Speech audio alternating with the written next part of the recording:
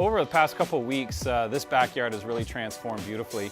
Working with the Aberdeen Slab here from Techo-Bloc, great product, very large, oversized, what looks like natural stone. And we're getting ready to put in the polymeric sand.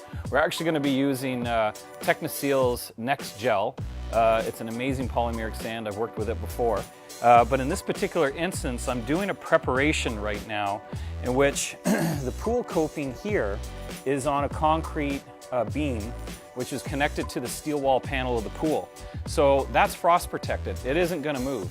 The patio on the side of this coping, so here's our stone coping on concrete, and here's our Techo-Bloc patio, which is on a gravel base, so it's going to have a tendency to move. In freeze, you kind of get expansion, and in spring, things set back down.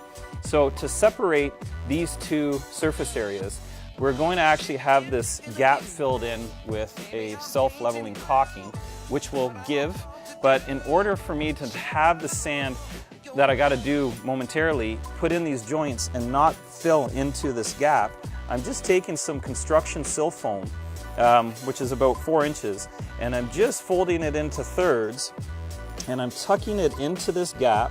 And what that's going to do is it's going to prevent any of that polymeric sand from infilling in this, because I got to keep it nice and clean.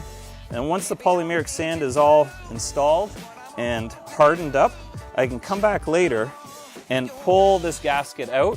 It'll be a nice clean gap, and at every one of these joints here, the polymeric sand that is hardened up will stay put and it won't fall into the gap. So I'm going to continue getting this done because we got to get ready for the fun part, which is polymeric sand and tamping.